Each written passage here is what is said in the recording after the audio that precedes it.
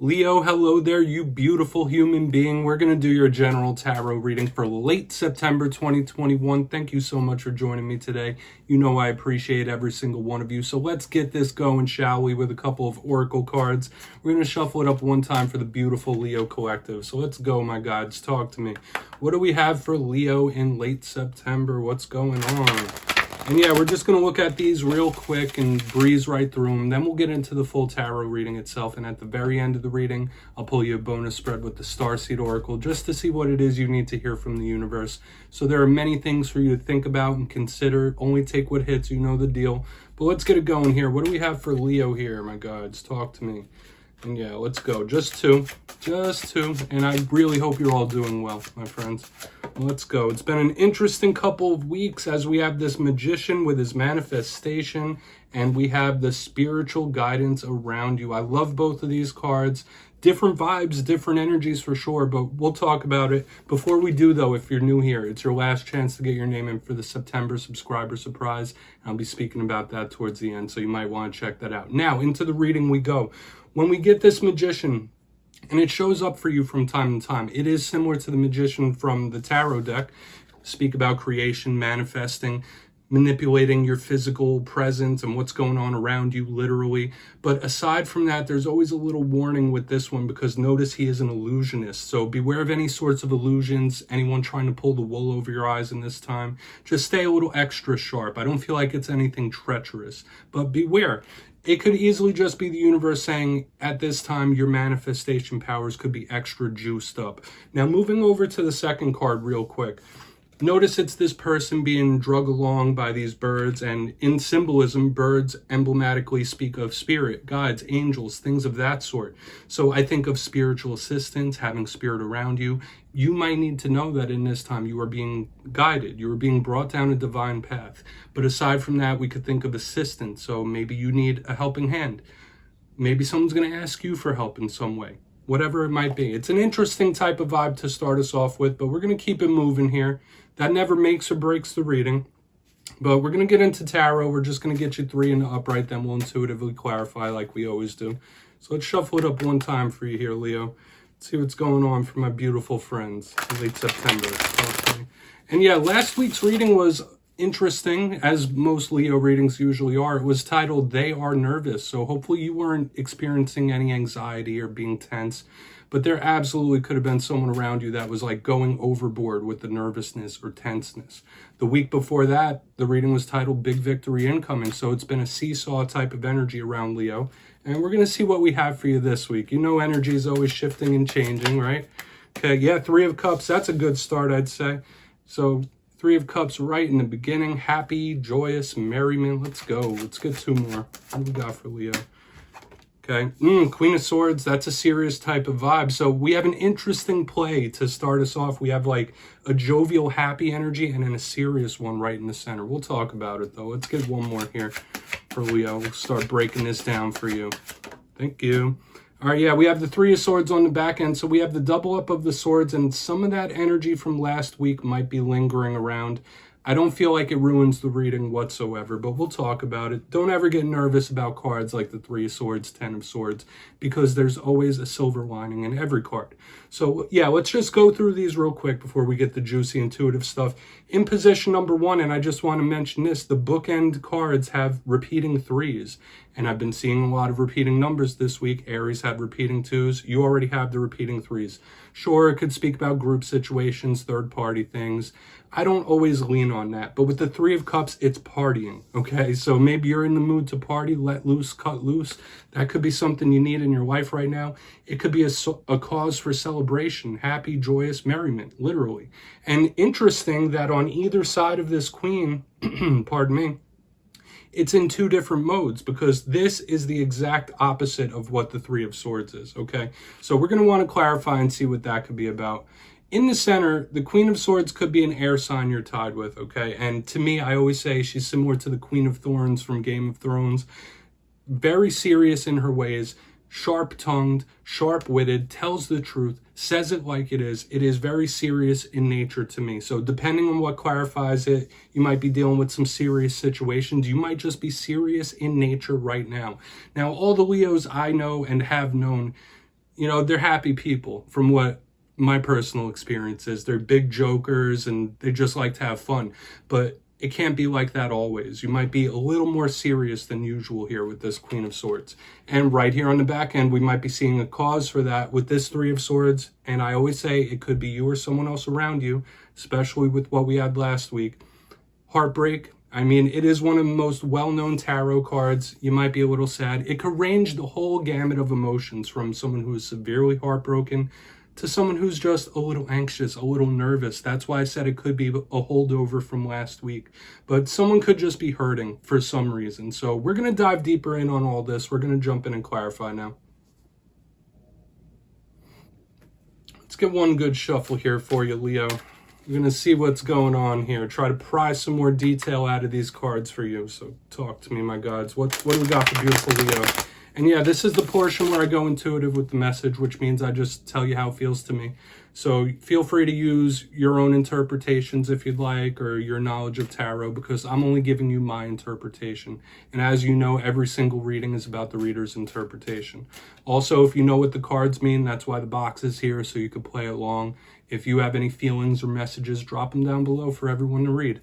So we're going to go in on this Three of Cups, see what's up here. Why does Leo have the Three of Cups? Okay, yeah, that card just flipped in my hand but didn't jump out. I only read jumpers, okay? Queen of Cups. So you have double queens showing up in this spread, a very strong, powerful, divine, feminine type of vibe. Now, aside from being a water sign, when I see the Queen of Cups in the reverse, to me, that is the energy of somebody or something opening up. Literally, because yes, she is a nurturing, loving, positive type of card, but I'm getting an interesting vibe here. Once again, we have that dualistic energy of going from happy to sad, calm to nervous, like with the Three of Cups, the Three of Swords, the Queen of Swords, the Queen of Cups. These are like different energy dynamics, like a yin yang. But aside from that little observation I just made, this Queen of Cups in reverse with the Three of Cups in the upright could be something completely opening up for you. Now, I don't know what every single Leo is going through.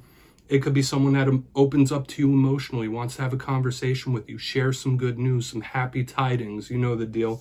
But I absolutely see this as something opening up, because she's usually clasping that cup very close, okay? Another thing I'm picking up here with all this little seriousness we got going on, you might feel like it's time to like buckle down on something and get to work. That's just the little one I'm picking up, but we're going to keep it moving over to this Queen of Swords, see what she's about. So let's get it going here. Why is this Queen of Swords here for Leo? And of course, there's other meanings to these cards. There's like endless meanings to all the cards. So let's see what's up with her. Lovers, beautiful.